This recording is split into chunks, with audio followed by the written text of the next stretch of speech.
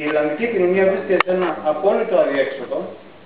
Η Ιρλανδική οικονομία βρίσκεται σε ένα τέλμα ίδιο με το τέλμα στο οποίο βρίσκεται η ελληνική οικονομία. Και ο δρόμος στον οποίο οφείλουμε να κινηθούμε σαν ελληνικό κίνημα, Έλληνες εργαζόμενοι, νεολαίοι κλπ. Είναι πολύ παρόμοιος με αυτόν τον οποίο περιέγραψε ο Φορ ότι χρειάζεται να κινηθούν οι Ιρλανδοί εργαζόμενοι. Πολύ περισσότερο αυτό ισχύει για τον Νότο, πολύ περισσότερο για τους Ισπανούς, τους Πορτογάλους, τους Ιταλούς, τους Κύπριους, αλλά ακόμη και τους Βρετανούς εργαζόμενους, οι οποίοι βρίσκονται κάτω από μια παρόμοια πίεση. Είμαστε απόλυτα σίγουροι ότι τα επόμενα χρόνια, στην εποχή στην οποία έχουμε μπει, όλο και πιο μεγάλη αριθμή εργαζομένων θα καταλαβαίνουν την ανάγκη της σύνδεσης αυτών των αγώνων και θα αναπτύσσουν ενστάσεις για συντονισμό αυτών των αγώνων.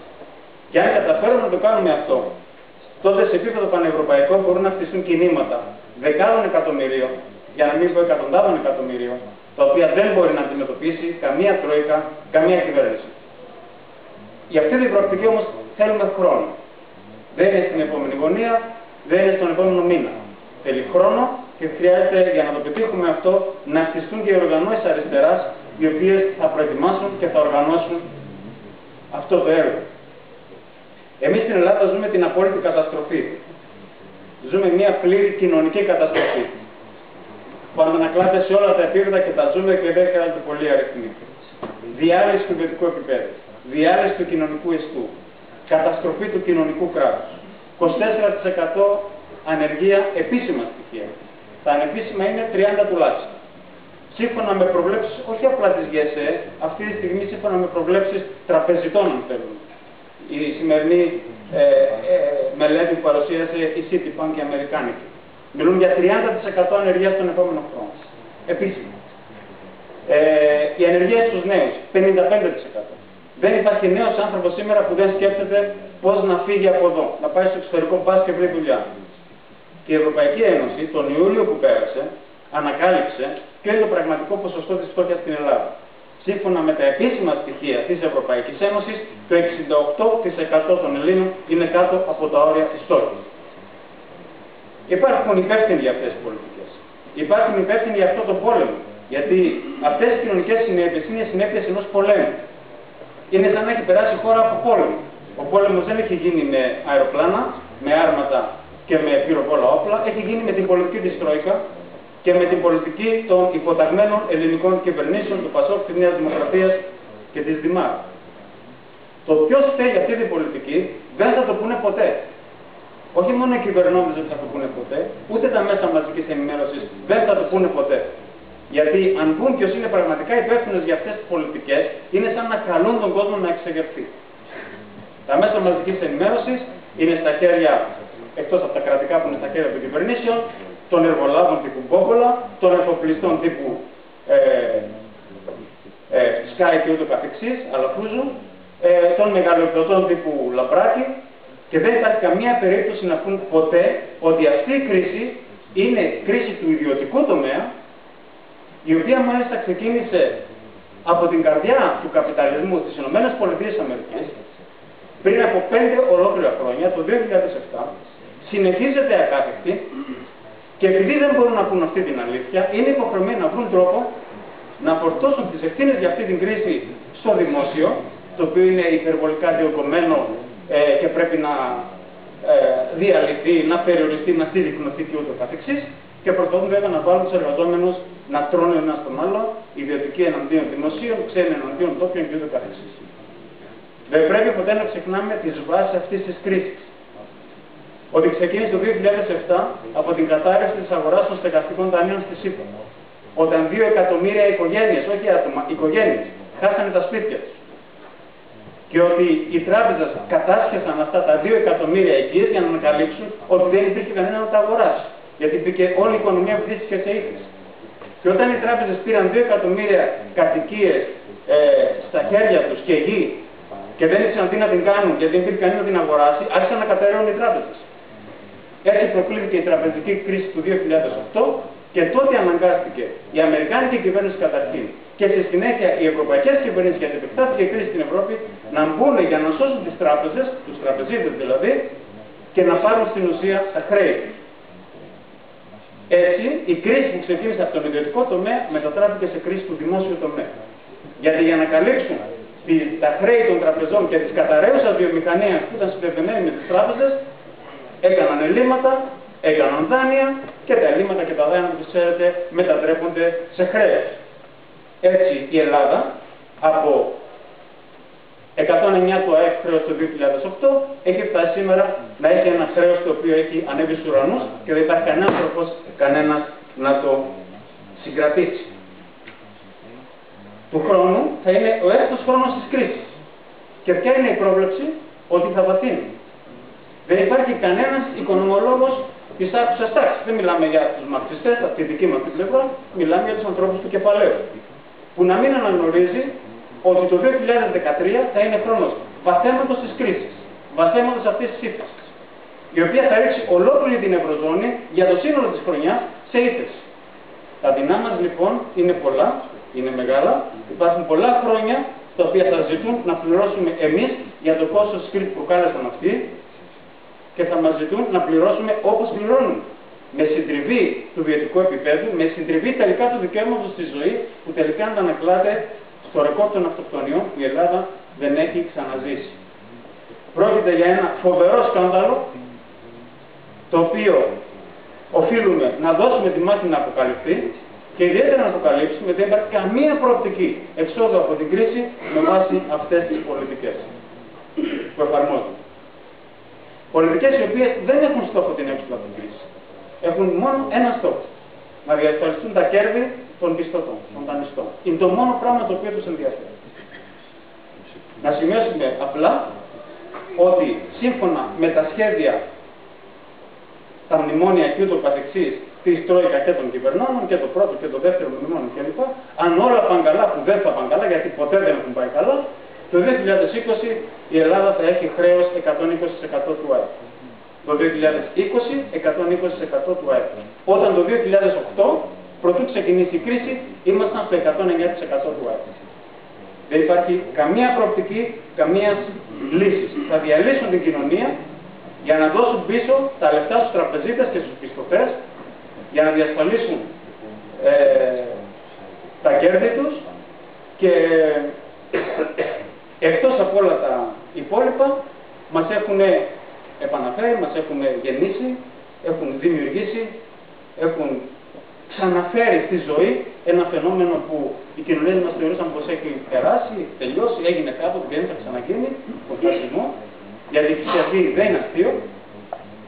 Την επόμενη περίοδο, σε αυτές τις συνθήκες της κρίσης, η Χρυσή Αυγή θα συνεχίσει να παίζει ρόλο στην πολιτική, θα συνεχίσει να δέρνει τους πάντες, ξεκινώντας από τους μετανάστες για να πάει μετά στους αριστερούς, να πάει μετά στο εργατικό κίνημα κλπ. Και η κίνδυνη για την επόμενη περίοδο είναι πραγματικά μεγάλη για μας, για την κοινωνία, για τα δικαιώματά μας. Απέναντι σε αυτή την κατάσταση, το ελληνικό εργατικό κίνημα, όπως είπε ο Πολ, ήταν μπροστά στους αγώνες της Ευρώπης ή και του κόσμου, μπορεί να πει κάποιος, όλος ο πλανήτης, οι εργαζόμενοι σε όλο τον πλανήτη, η αριστερά σε όλο τον πλανήτη, παρακολουθούσε αυτούς τους αγώνες και έλπιζε να νικήσουν. Κολοσιαίοι αγώνες, 17 δεκεμβρικές απεργίες, πάμε για 18η, ολόκληρη κλάδη σε απεργιακές κινητοποιήσεις μηνών, καταλήξεις που κράτησαν πολλές εβδομάδες και φανταστικά κινήματα, τα οποία γέννησε το κίνημα μέσα από την αγωνία του να βρει λύση στα προβλήματα. Είτε αυτά ήταν κινήματα όπως το «Δεν πληρώνω», είτε ήταν το κίνημα των πλατιών, οι αγανακτισμένοι, είτε ήταν κινήματα καταναλωτών, όπως το λεγόμενο κίνημα της πατάτας, είτε είχαμε εξεγέρσεις πόλεων, όπως στην Κερατέα και την Χαλκιδική. Είχαμε φάσεις στις οποίες μέχρι 3 εκατομμύρια άνθρωποι ήταν στους δρόμους ή στα κινήματα σε διάστημα ενός μηνός. Εκπληκτικά πράγματα για ένα κίνημα που δεν λέει να τα βάλω κάτω και συνεχίζει, παρότι υπάρχουν ασφαλώς αντικρουόμενα, αντιφατικά εικόνες μέσα στην κοινωνία, γιατί υπάρχει από τη μια η οργή και η θέληση να παλέψει κάποιος και την ίδια στιγμή υπάρχει η κούραση, η απογοήτευση, το άγχος αυτό να χαθεί ακόμη ένα μεροκάματο από απεργία και ούτω καθεξής. Αλλά είμαστε εντελώς απόλυτα πεπισμένοι και το έχουμε διασταυρώσει από όλες τις πλευρές. Αν αυτή τη στιγμή δινόταν στο ελληνικό εργατικό κίνημα η προοπτική μια μεγάλη, σοβαρή κλιμάκωση των αγώνων, οι εργαζόμενοι μαζικά κατά εκατομμύρια θα μπαίνουν σε αυτόν τον αγώνα για να ξεφορτωθούν αυτή την κυβέρνηση, τις πολιτικές της και την Τρόικα, όποιο και ήταν το κόστος σε επίπεδο μεροκαμάτων. Γιατί ακόμη και αν το σκεφτεί κάποιος απλά και αριθμητικά, αξίζει πραγματικά να χάσεις ενός μηνός μεροκάματα για να κερδίσεις όλα τα υπόλοιπα τα οποία μας έχουν στερήσει και όλα αυτά τα οποία σχεδιάζουν να μας στερήσουν. Πάνω απ' όλα όμως, στην Ελλάδα είχαμε μια μεγάλη πολιτική ανατροπή. Η ελληνική κοινωνία στράφηκε στο πολιτικό επίπεδο κατανοώντας σε κάποια στιγμή ότι δεν υπάρχει τρόπος να τους εμποδίσει με 24 ώρες, 48 ώρες απεργίες, με αγώνες αλληλεγγύης, με κινήματα καταναλωτών και ούτω καθεξής.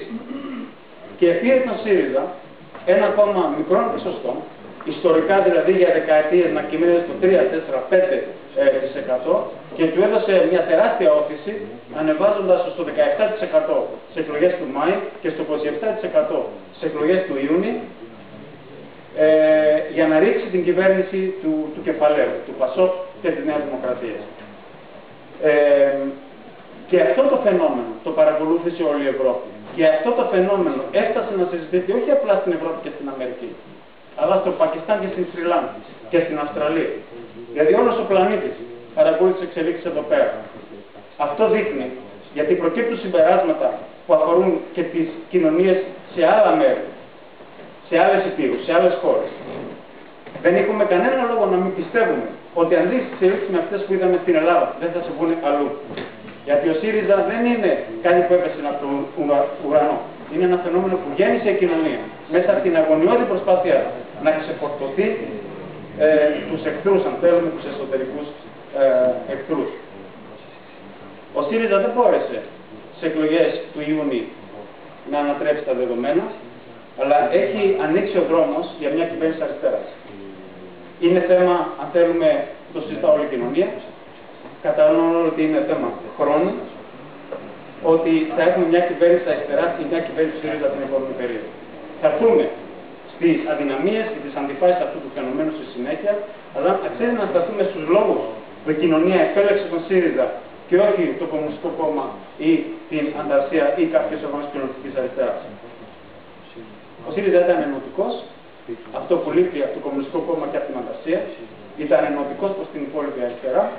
Αυτό είναι πολύ σημαντικό ζήτημα, γιατί η κοινωνία, οι εργαζόμενοι θέλουν ενότητα στην δράση, θέλουν συνεργασία των προοδευτικών πολιτικών φορέων για να δουν αλλαγές στη ζωή τους. Και το τεράστιο λάθος του Κομμουνιστικού Κόμματος και της Ανταρσίας, η άρνησή τους να συνεργαστούν, η άρνησή τους να ανταποκριθούν θετικά στο κάλεσμα του ΣΥΡΙΖΑ αποτελεί τεράστιο λάθος, αποτελεί τραγικό έλλειμμα πολιτικής το οποίο πλήρωσαν στη συνέχεια στις επόμενες εκλογές. Και το δεύτερο είναι ότι ο ΣΥΡΙΖΑ έθεσε ζήτημα κυβερνητικής εξουσίας, το οποίο αρνείται να κάνει το Κομμουνιστικό Κόμμα.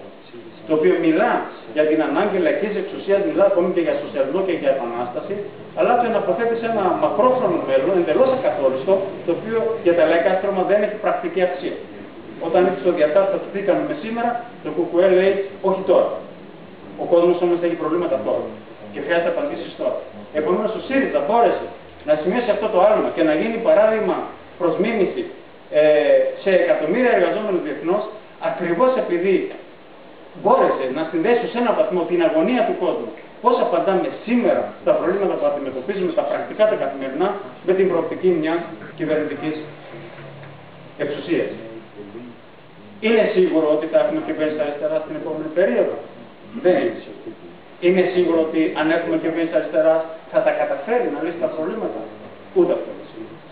Εμείς οφείλουμε να σταθούμε με καθαρότητα, με ειλικρίνη, στον τρόπο με τον οποίο οφείλει να κινηθεί μια κυβέρνηση αριστερά για να δώσει λύσεις, για να μην βρεθεί ίδια σε τέρμα, γιατί δυστυχώς έχουμε τεράστια εμπειρία από αριστερές οργανώσεις, κόμματα και κινήματα τα οποία σε εισαγωγικά δεν τα καταφέρουν. Έχουμε πρόσφατα παραδείγματα που η αριστερά είχε δυνατότητες και δεν τα καταφέρει. Έχουμε ένα παράδειγμα του προηγούμενου μήνα, το Σοσιαλιστικό Κόμμα της Ολλανδίας, το οποίο στις δημοσκοπήσεις του προηγούμενου μήνα έβγαινε κυβέρνηση με 45 βουλευτές. Και φαινόταν ότι μπορούσε αυτό το κόμμα να συμμετέχει στη κυβέρνηση. Μόλις αυτό το κόμμα έμεινε ότι πάει να γίνει κυβέρνηση, άρχισε να νερώνει το κρασί. Άρχισε να κάνει συμβιβασμούς πολιτικής. Έτσι, αφαίρεσε από τα λαϊκά στρώματα της Ολλανδίας, από τις πιο πλούσιες χώρες του κόσμου, έτσι. Δεν είναι μια φτωχή η Ολλανδία. Αφαίρεσε από τα λαϊκά στρώματα αυτό ακριβώς που το διαφοροποιούσε από το κατεστημένο. Οπότε έπεσε στις εκλογές, έμεινε στους 15 βουλευτές και πήρε κάτω από τα ποσοστά που είχε πάρει το 2006. Αν ήταν το μόνο παράδειγμα, θα λέγαμε ότι είναι μια εξαίρεση του κανόνα. Αλλά έχουμε το φοβερό παράδειγμα, ανάμεσα σε πολλά άλλα, της Κομμουνιστικής Επανίδρυσης στην Ιταλία. Ένα μαζικό κόμμα το οποίο κατέβαζε εκατομμύρια εργαζόμενους στην Ιταλία στους δρόμους και όχι μόνο στην Ιταλία. Σε αυτές τις προηγούμενες δεκαετίες η Κομμουνιστική Επανίδρυση ήταν μπροστά στους αγώνες όλης της Ευρώπης. Έβλεπαν εκατομμύρια, δεκάδες εκατομμύρια εργαζομένους στην υπόλοιπη Ευρώπη στην Κομμουνιστική Επανίδρυση και λέγανε αυτό είναι που πρέπει να πετύχουμε κι εμείς. Πλησιάζοντας την εξουσία, η Κομμουνιστική Επανίδρυση ακολούθησε την γνωστή πια σε πολλούς εμάς τακτική του νερόματος του κρασιού και σήμερα έχει καταφέρει να διαλυθεί και να στερεί από το Ιταλικό εργατικό κίνημα την ώρα που αυτό αντιμετωπίζει πιο σκληρή επίθεση που δέχτηκαν 3 γενιές, να μην υπάρχει αριστερά στην Ιταλία να παλέψει. Οφείλουμε λοιπόν να ανησυχούμε. Οφείλουμε όταν ακούμε από συντρόφους του ΣΥΡΙΖΑ και παράδειγμα, που έχουν όλη την καλή διάθεση, να λένε ότι τώρα που πλησιάζουμε την εξουσία πρέπει να νερώσουμε το κρασί μας. Οφείλουμε να βρισκούμε μισό λεπτό σύντομα. Αυτό είναι το πιο τραγικό λάθος το οποίο μπορεί να γίνει. Οφείλουμε όταν μπαίνουν αυτή τη στιγμή μέσα στο ΣΥΡΙΖΑ στελέχοι, περιφερειάρχες, νομάρχες, μεγαλοσυνδικαλιστές, εργατοπατέρες του ΠΑΣΟΚ να μπαίνουν μέσα στο ΣΥΡΙΖΑ. Δεν μιλούμε για τα απλά μέλη του ΠΑΣΟΚ, δεν μιλούμε για τους ψηφοφόρους του ΠΑΣΟΚ, δεν μιλούμε για τον κόσμο του ΠΑΣΟΚ. Μιλούμε για τα κορυφαία στελέχη του ΠΑΣΟΚ, τα οποία μόλις βλέπουν το καράβι να βουλιάζει του ΠΑΣΟΚ, πηδάνε σε ένα άλλο καράβι για να διασφαλίσουν την ουσία τους καρέκλες τους. Να πούμε, σύντροφοι, αυτό είναι λάθος. Γιατί αυτοί δεν μπαίνουν στον ΣΥΡΙΖΑ μετακινούμενοι προς τα αριστερά, εμπνευσμένοι από ένα αριστερό όραμα που προσφέρει ο ΣΥΡΙΖΑ, αλλά μπαίνουν για να αλλάξουν τον ΣΥΡΙΖΑ στην κατεύθυνση του ΠΑΣΟΚ, να τον σοσιαλδημοκρατικοποιήσουν κατά κάποιο. Και το λένε. Δεν είναι ότι εμείς εκτιμούμε ότι το κάνουμε. Το λένε ανοιχτά. Υπάρχουν μεγαλοσυνδικαλιστές που μπαίνουν σήμερα στο ΣΥΡΙΖΑ και λένε: προσέξτε, αύριο θα είμαστε κυβέρνηση, μην αρχίσουμε απεργίες από τώρα. Αλλά τώρα, το πρώτο καθήκον είναι να πέσει αυτή η κυβέρνηση. Και ο μόνος τρόπος να πέσει αυτή η κυβέρνηση είναι με απεργίες, με καταλήψεις και με δυναμικούς αγώνες. Δεν μπορούμε να μην ανησυχούμε, να διαμαρτυρόμαστε στο τέλος. Όταν ακούμε από στελέχη όπως ο Παπαντιμούλης ή ο Δρακασάκης για την ανάγκη ορίμανσης του ΣΥΡΙΖΑ, ή για να χρησιμοποιήσουμε μια φράση του τελευταίου του Δρακασάκη, της βίαιης ορίμανσης του ΣΥΡΙΖΑ. Τι σημαίνει βίαιη ορίμανση του ΣΥΡΙΖΑ, αν δεν σημαίνει ότι οι αριστερές υπερβολές πρέπει να εξωστρακιστούν, παραμεριστούν, καταδιαστούν και ούτω καθεξής. Θα μπορούσε να πει κάποιος ότι κάποια στελέχη λένε ότι θέλουν, έτσι κι αλλιώς ΣΥΡΙΖΑ έχει μια εσωτερική δημοκρατία, καλώς την έχει, καλώς υπάρχει ελευθερία έκφραση και ούτω καθεξής, αλλά δεν μπορούμε να μην ανησυχούμε ιδιαίτερα όταν έχουμε δηλώσεις από την ηγεσία, από την κορυφαία ηγεσία, από τον πρόεδρο του ΣΥΡΙΖΑ, τον Αλέξη Τσίπρα, ο οποίος στο θέμα του χρέους μίλησε για πάγωμα των τόκων για 3 χρόνια, το οποίο δεν αγγίζει την ουσία. Δεν είναι το πρόβλημα του χρέους, το να παγώσουν οι τόκοι για 3 χρόνια. Στο θέμα της Αγροτικής Τράπεζας και του Ταχυδρομικού Ταμιευτηρίου μίλησε για δημόσιο έλεγχο, ούτε καν για επανεθνικοποίηση. Ενώ στις γραπτές θέσεις του ΣΥΡΙΖΑ υπάρχει η θέση για εθνικοποίηση του τραπεζικού συστήματος συνολικά, δηλαδή το πέρασμα της ιδιοκτησίας των τραπεζών στην κοινωνία. Άλλο δημόσιος έλεγχος, άλλο δημόσια ιδιοκτησία. Στο τέλος, δημόσιος έλεγχος χωρίς δημόσια ιδιοκτησία δεν μπορεί να υπάρξει. Δεν υπήρξε καμία αναφορά στην επανεθνικοποίηση των ΔΕΚΟ που έχουν ιδιωτικοποιηθεί. Και αντί για σοσιαλισμό, είχαμε αναφορά σε πατριωτικό και δημοκρατικό προσκριτήριο. Επομένως, οφείλουμε να επαγγελθούμε και να ανησυχούμε. Γιατί υπάρχει τάση μέσα στα πλαίσια γενικά της ελευθερίας και της δημοκρατίας, υπάρχει στον ΣΥΡΙΖΑ και όπως είπα, καλώς υπάρχει. Στις κορυφές υπάρχει τάση νερόματος του προγράμματος και αυτό είναι εξαιρετικά επικίνδυνο. Γιατί υπάρχει ο κίνδυνος να υποσκάψει την προοπτική της κυβέρνησης αριστεράς ή υπάρχει ο άλλος κίνδυνος να έχουμε ολοκλήρωση της πορείας σε μια κυβέρνηση αριστεράς, η οποία κυβέρνηση αριστεράς όμως να μην τα καταφέρει. Αντί δηλαδή να προχωρήσει στις μεγάλες πολιτικές, οικονομικές και κοινωνικές ανατροπές που απαιτούνται για να βγει η οικονομία από την ύφεση, από την κρίση και την καταστροφή στην οποία οδηγείται, να έχουν προσπάθεια διαχείρισης του συστήματος από την αριστερά, στην οποία περίπτωση τα λαϊκά στρώματα θα στραφούν εναντίον της, θεωρώντας τη σαν υπεύθυνη για τα δεινά τους. Αυτός είναι νόμος, είναι κανόνας αυτό. Και τότε όταν θα έχουμε διαπολέψει στη Χρυσή Αυγή, οι κίνδυνοι δεν είναι καθόλου αστείοι. Δεν θα έχουμε απλά μία εναλλαγή, ας πούμε, από μια προοδευτική φιλοαριστερή κυβέρνηση σε μια κυβέρνηση του ΠΑΣΟΚ, τη Νέα Δημοκρατία. Υπάρχουν ιστορικά προηγούμενα, όπως είναι ο Αγέντζες στην Χιλή. Υπάρχει ο κίνδυνος μια κυβέρνηση αριστεράς, αν δεν τα καταφέρει στην Ελλάδα, να βρεθούμε αντιμέτωποι με σκληρά καθεστώτα, αυταρχικά, δεξιά ή ακροδεξιά. Επομένως, η επαγρύπνηση, η προσοχή, η προσπάθεια να κάνουμε ό,τι μπορούμε για να προετοιμάσουμε το έδαφος, να μην έχουμε τέτοιες εξελίξεις, είναι χρήσιμης σημασίας. Έχουμε επομένως δύο μεγάλα καθήκοντα μπροστά μας, κατά τη γνώμη μας. Το πρώτο είναι η μάχη μια κυβέρνηση αριστεράς. Το δεύτερο, που είναι συνδυασμένο με το πρώτο, είναι η μάχη για το πρόγραμμα που ζητάμε να εφαρμόσει αυτή η κυβέρνηση αριστεράς. Στο θέμα της κυβέρνησης αριστεράς, της μάχης της κυβέρνησης αριστεράς, πρέπει να ξεκινήσουμε, και υπάρχει μια τάση λίγο αυθόρμητη, αντικειμενική που αναπτύσσεται στην κοινωνία και που συμπαρασύρει, αν θέλουμε, την αριστερά γενικά μιλώντας. Αλλά πρέπει να γίνει συνειδητά. Δεν έχουμε την πολυτέλεια να αφήσουμε αυτή την κυβέρνηση να πέσει όταν οριμάσει η πτώση. Δεν μπορούμε να αντέξουμε όχι 4, ούτε ένα ακόμη χρόνο με αυτές τις πολιτικές. Για του χρόνου μιλάνε για ύφεση από 7 μέχρι 10%. Δηλαδή σχεδόν γύρω στο 40% της ύφεσης που έχουμε ήδη συσσωρευμένη τόσα χρόνια. Δεν υπάρχει πολυτέλεια. Στην κυβέρνηση πρέπει να πέσει. Για να πέσει η κυβέρνηση χρειάζονται αγώνες από τα κάτω. Και χρειάζονται συγκεκριμένα απεργίες και καταλήψεις. Οι κλασικές μας θεσπάλεις του εργατικού κινήματος διατηρούν όλη την σημασία της. Δεν είναι τυχαίο ότι οι συνδικαλιστές που μέχρι πολύ πρόσφατα ήταν οι υποστηρικτές του Γιώργου του Παπαντρέου και άνθρωποι του ΠΑΣΟΚ τέλος πάντων, διαχωρίζουν τη θέση, συγκρούνται με στο εσωτερικό των συνδικάτων αυτή τη στιγμή και κάνουν προτάσεις οι οποίες, όσο και αν έχουμε κάθε λόγο να μην έχουμε πλήρη εμπιστοσύνη. Όταν η ηγεσία της Γενόπα μιλάει για γενικές απεργίες καταναλωτών κλπ. Και οφείλουμε να είμαστε τους φυλακτικούς ό,τι λένε. Παρ' όλα αυτά κινούνται σε μια κατεύθυνση η οποία είναι γενικά σωστή και είναι πιο μπροστά από αυτό που λένε τα αριστερά κόμματα. Αυτή τη στιγμή οι πιο αριστερές τοποθετήσεις για το πώς πρέπει να δράσει το εργατικό κίνημα προέρχονται από το αριστερό κομμάτι των συνδικαλιστών του ΠΑΣΟΚ που μιλούν για καταλήψεις διαρκείας, για καταλήψεις παντού και για επαναλαμβανόμενες 48 ώρες απεργίες που ισοδυναμούν τελικά με απεργιακή κινητοποίηση διάρκειας. Η αριστερά οφείλει να πάρει αυτές τις απόψεις, να τις υιοθετήσει και να τους δώσει όθηση. Να τις κάνει δηλαδή πραγματικότητα, γιατί αυτοί πολύ εύκολα μπορεί να μείνουν στα λόγια και να μην γίνουν ποτέ πράξη αυτά τα έργα. Το δεύτερο λοιπόν είναι το πρόγραμμα. Και όταν λέμε για πρόγραμμα της αριστεράς, δεν εννοούμε και ποτέ δεν εννοούμε, και η αριστερά ποτέ δεν πρέπει να εννοεί ότι έχει πάρει ένα πρόγραμμα από κάποια κοιτάπια και το μεταφέρει με τεχνικό ας πούμε τρόπο, αφαιρετικά, για να το βάλει στην κοινωνία. Το πρόγραμμα δεν έχει να κάνει δηλαδή με την μεταφορά ιδεολογικών μοντέλων.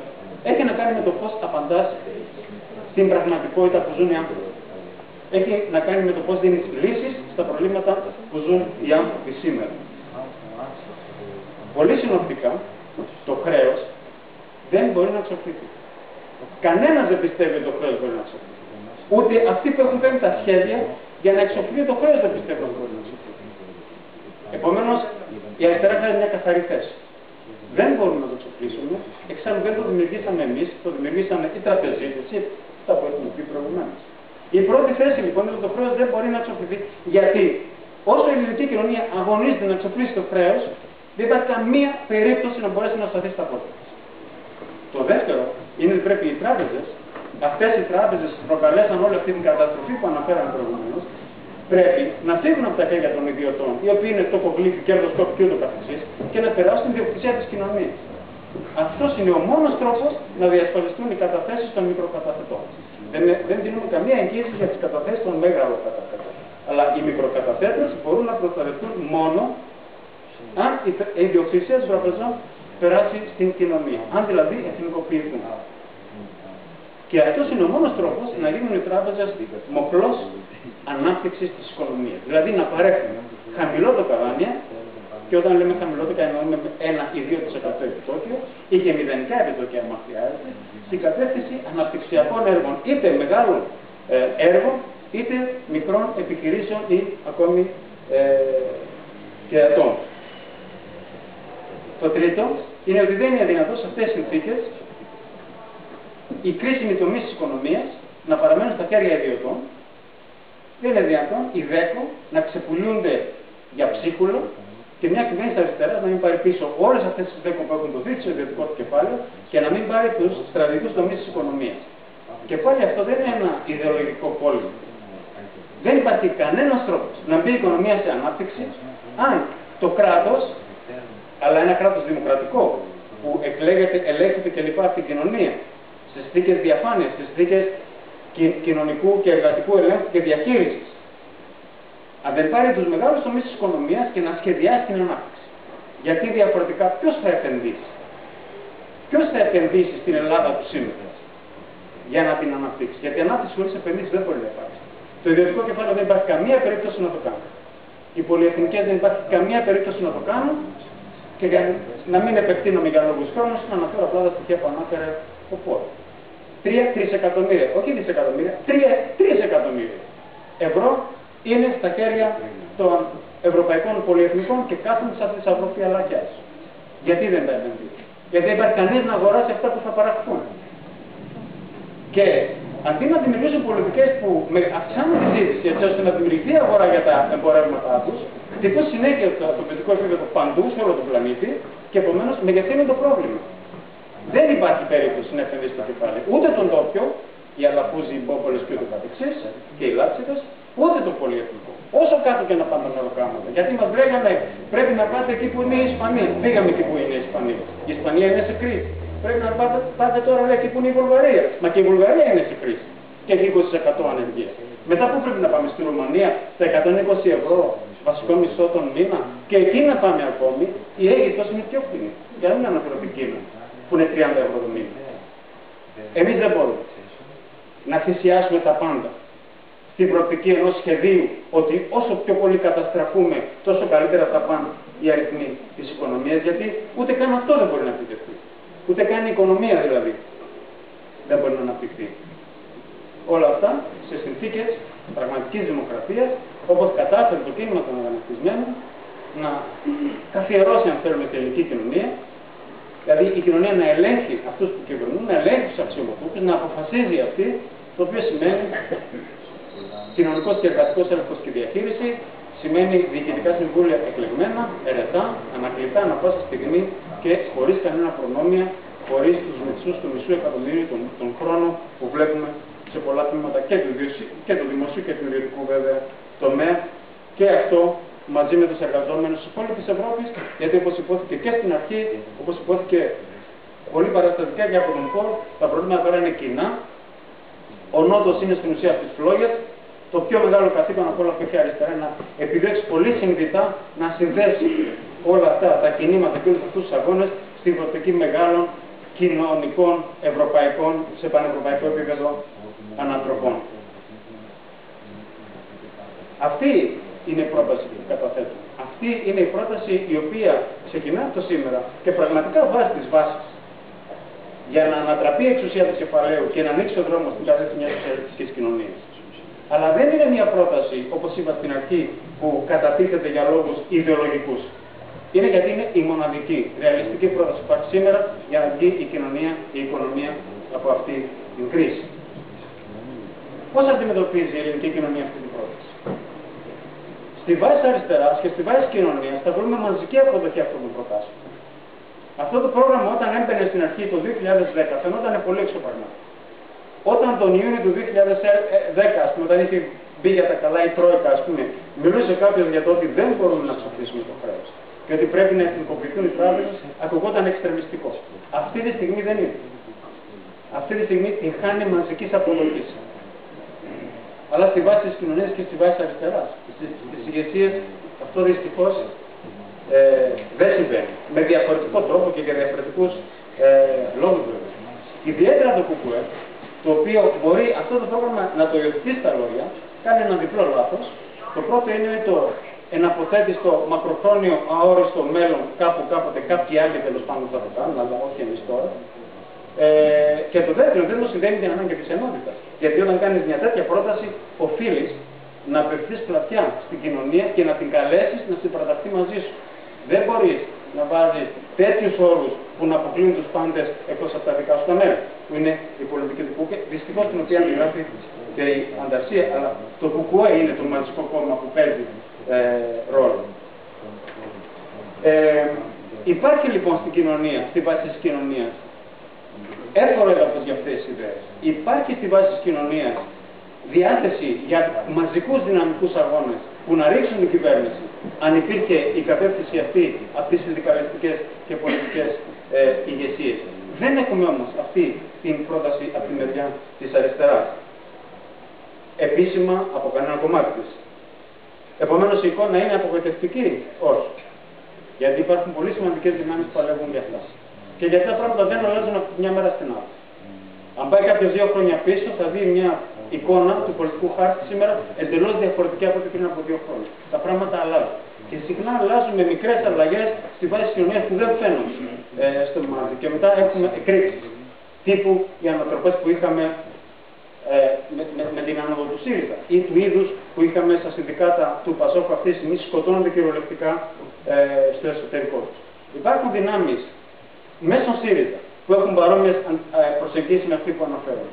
Πολύ σημαντικά ποσοστά της βάσης του ΣΥΡΙΖΑ, ρευμάτων, συνιστοσών και ούτω καθεξής. Υπάρχουν πολύ σημαντικά κομμάτια της Ανταρσίας που έχουν παρόμοιες απόψεις. Υπάρχουν σημαντικά κομμάτια στο μέτωπο ελληνικής και ανατροπής του Αλέπου του Αλαβάνου που έχουν παρόμοια προσέγγιση στα ζητήματα. Και υπάρχει και ένα πολύ μεγάλο κομμάτι της βάσης του ΚΚΕ, το οποίο όμως δεν φαίνεται, γιατί είναι όλα εκεί πέρα κλειστά, ερμητικά. Και βέβαια κάποια στιγμή σκάνε και έχουμε μεγάλες διασπάσεις. Υπάρχουν όμως και εκεί μοριακές διαδρασίες. Η δική μας πρόταση είναι ότι όλες αυτές τις δυνάμεις πρέπει να συναντηθούν. Δυνάμεις οι οποίες να σκέφτονται με αυτόν τον τρόπο που είναι οι παχτές, διαπερνούν στην ουσία την αριστερά, μπορούν να συναντηθούν, πρέπει να συναντηθούν, μπορούν να μιλήσουν, πρέπει να συνεχίσουν τις προσπάθειες τους προς αυτές τις κατευθύνσεις. Και στον βαθμό που γίνει αυτό, μπορούμε να έχουμε μεγάλες αλλαγές στο χάρτη της αριστεράς την επόμενη περίοδο. Απαραίτητες αλλαγές, γιατί έχουμε μπροστά μας ακόμη πολύ μεγάλες μάχες. Νομίζω πως δεν είναι υπερβολή να πούμε ότι τις πιο μεγάλες μάχες δεν τις έχουμε δει ακόμα. Μάχες που δεν είναι μόνο ελληνικές. Αγγίζουν όλο τον νότο. Αν θέλουμε, έχουν πανευρωπαϊκή διάσταση. Έχουμε λοιπόν κάθε λόγο να κινηθούμε σε αυτή την κατεύθυνση, να πιεστούν οι ηγεσίες αριστεράς, στον βαθμό που δεν μπορούν να ανταποκριθούν, να ξεπεραστούν αν χρειαστεί, γιατί αυτά που παίζονται είναι τεράστια πράγματα, αφορούν τις ζωές δεκάδων και εκατοντάδων εκατομμυρίων ανθρώπων στην Ευρώπη και στον πλανήτη. Υπάρχουν τεράστιες ευκαιρίες, υπάρχουν τεράστιοι κίνδυνοι με την άνοδο του φασισμού στην Ελλάδα, που επίσης είναι πανευρωπαϊκό φαινόμενο. Αλλά και η γνώμη μας είναι ότι πρέπει να είμαστε αισιόδοξοι, μπορούμε να είμαστε αισιόδοξοι, αυτές οι ιδέες μπορούν να νικήσουν στην Ελλάδα, και αν τα καταφέρουμε στην Ελλάδα, τότε πραγματικά θα λειτουργήσουν σαν πυροκροτητής για παρόμοιες εξελίξεις σε όλη την Ευρώπη. Ευχαριστώ.